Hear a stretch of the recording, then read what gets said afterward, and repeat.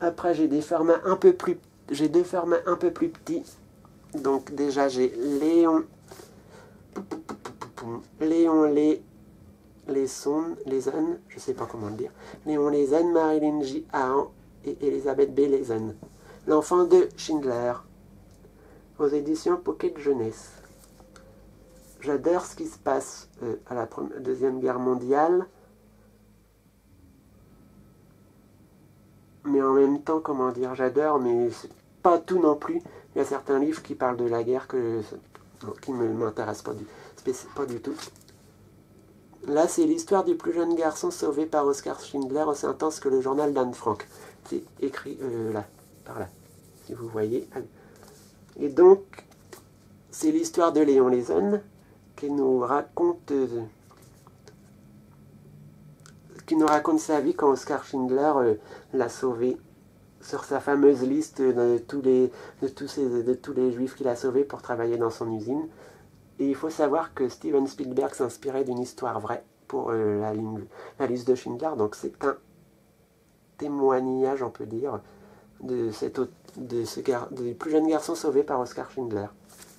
J'ai hâte de le lire pour connaître un peu pour l'histoire, pour en savoir un peu plus par rapport au film. Mais j'ai pas non plus, c'est pas le livre qui me donne le plus envie en ce moment non plus. En plus, la guerre, c'est quand même un sujet assez délicat, donc faut pas être dans une période de déprime pour lire quelque chose comme ça, je pense. Et après, bon, je passe au livre d'après. Donc, le livre d'après, c'est un format bizarre aussi. Enfin, je comprends pas du tout les éditions J'ai lu quand ils ont fait ça. Voilà, on peut pas dire que c'est comme ça par rapport à un livre moyen format. Un livre de poche classique, c'est comme ça. Pourtant j'ai lu, je savais pas qu'ils faisaient des livres bizarroïdes. Ouais, bon. J'ai lu, il faut se bouger les fesses pour que vous refassiez des livres qui sont à la bonne taille par rapport à tous vos livres de poche, pour que dans la bibliothèque, ben ça gêne pas. Mais la solution que j'ai trouvée, c'est que je vais le mettre dans mes grands formats. Et c'est encore, on va encore me dire, oui, tu lis un truc pour filles. Les abonnés vont me dire, oui, t'as un gars, mais tu lis ça, machin. Tu lis ça. Bon, peut-être, il y en a qui vont trouver que c'est bien, il y en a qui vont dire, oh, c'est étrange, il lit ça. Ben, moi, j'aime bien lire de tout, donc je m'en fiche. Et pour une fois, j'ai acheté un livre qui est assez connu parce qu'il m'a donné envie de le voir, il me donnait envie. Je sais pas pourquoi. Parce que je connais pas vraiment l'histoire. Quand j'ai lu l'histoire, voilà. Ça en disait pas plus qu'une histoire d'amour entre une jeune femme et un père de famille qui se passe en France. À part ça, je ne sais pas. C'est Cherche jeune femme avisée de Sophie Jomain aux éditions J'ai lu. Un format bizarroïde, une écriture comme ceci, une couverture assez jolie.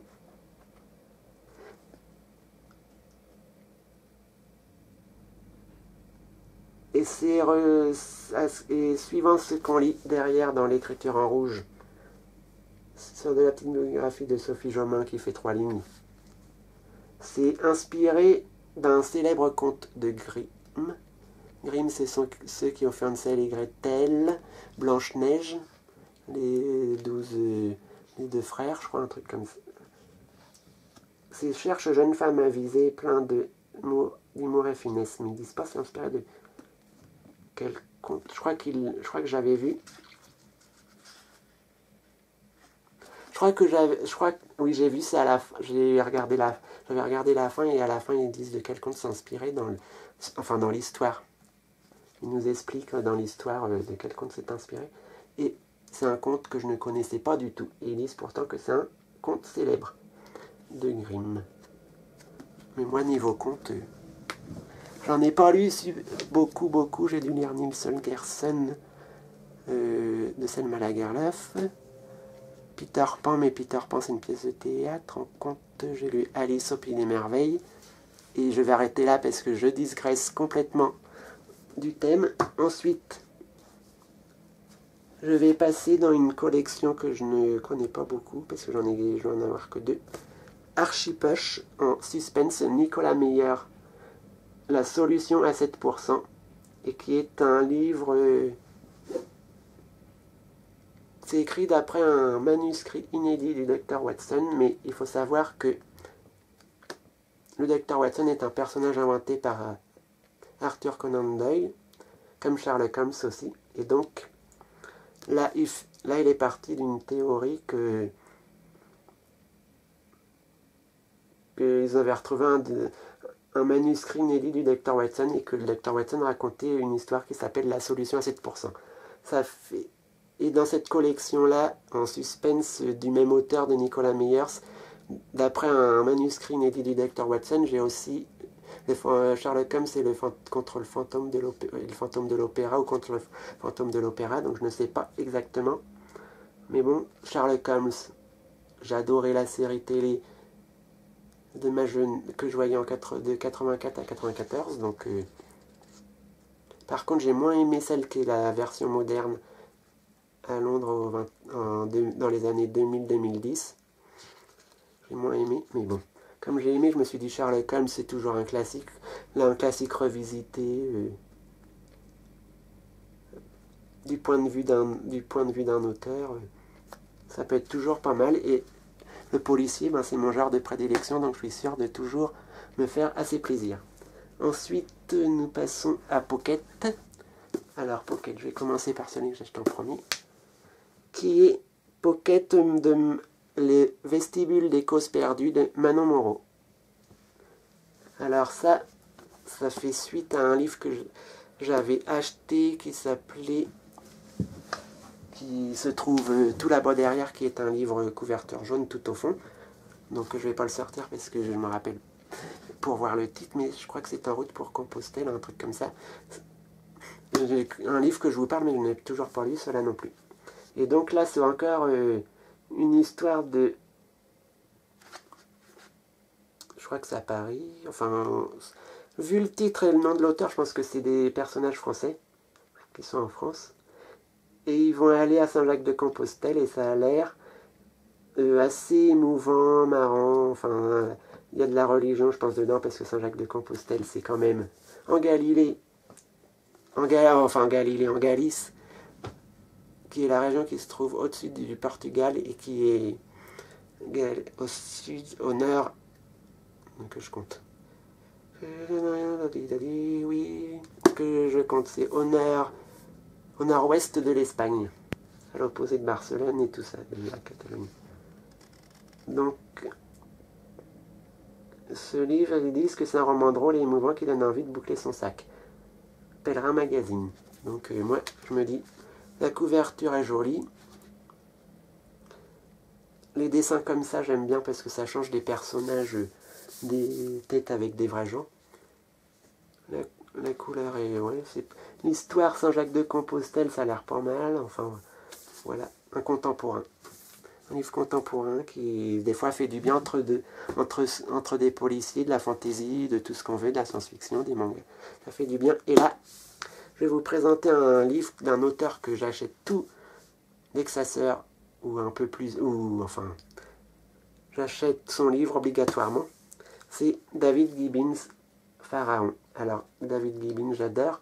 C'est un mélange de policier, d'historique, un peu James Bond pour le côté aventurier, aventure, là, des bagarres, des trucs, des cascades, enfin, un peu tout ça, et un méchant qui veut toujours s'emparer de quelque chose. Et là, Pharaon, donc on doit être bouclé, ça doit tourner autour de l'Égypte. Et c'est un mélange entre Sidney Fox, l'aventurière, et Indiana Jones, et du James Bond, je trouve. Et de l'archéologie sous-marine aussi, souvent. Et donc c'est un livre qui classe dans les policiers, mais c'est un policier archéologue historique, donc j'adore ces livres, j'ai hâte de le lire. Mais il faut savoir que j'en ai lu que 3 sur tous ceux que j'ai. Donc j'ai encore de la réserve, et c'est génial. Et le dernier, le meilleur pour la fin, selon moi. Tout ça parce que j'adore les livres de cet auteur. Sauf, il y en a un, le dernier que j'ai, le pèlerin, je crois que c'est l'avant-dernier, que j'ai lu, Le pèlerinage de Sœur Fidelma, que j'ai moins aimé parce qu'elle revoyait il y avait une histoire d'amour dedans avec son ex-amoureux. Et donc ça, j'ai pas trop aimé, mais bon, sinon, je vais vous faire voir. C'est L'expiation par le sang de Peter Tremen. C'est un auteur, je crois que si s'il fallait que j'aille à une dédicace, ça serait cet auteur-là. Bien qu'il ne soit plus tout jeune quand même. 50, dans les 50-60 ans, je pense, je sais pas, même avoir un peu plus, je sais pas. Mais j'aurais adoré découvrir cet auteur anglais, je crois. J'adore ces histoires de Sœur Fidelma, qui est la sœur du roi d'Écosse. Donc le roi, voilà, et qui travaille avec, elle est aussi, elle est avocate des cours bretonnes en Irlande, donc voilà, elle travaille, à l'enquête, a fait des enquêtes avec son ami le moine saxon et Adulphe, qui est un moine saxon, donc qui vient de l'Angleterre, d'une partie de l'Angleterre, je ne sais pas où exactement, et donc entre eux c'est l'amitié, à ce qui part après ça vient amour, mariage, enfin je crois que c'est ça, mais j'en suis pas encore là, et là c'est Expiation par le sang, c'est une nouvelle enquête dans en 7e siècle en Irlande. J'adore. Tout ce qui me manque là-dedans, c'est qu'ils en fassent une série télé. Je rêverais que ça sorte en série télé. Alors là, je regarderai aussitôt. Je suis fan. En plus, les couvertures, ce sont plus les mêmes qu'avant, mais ils ont changé. Là, comment c'est écrit? Je suppose qu'ils ont les trisquelles. Le fond est trop joli avec les trucs celtes, là, les rosaces, enfin, je sais plus comment. Il y a un nom spécifique, mais je sais plus. Avec l'image comme ça, qui doit correspondre bien à l'histoire, j'adore. Ces histoires d'une sœur religieuse avocate et de son ami le moine saxon. J'adore, on s'ennuie jamais. C'est bien écrit, c'est écrit comme ça. Donc ça va, les chapitres c'est bien.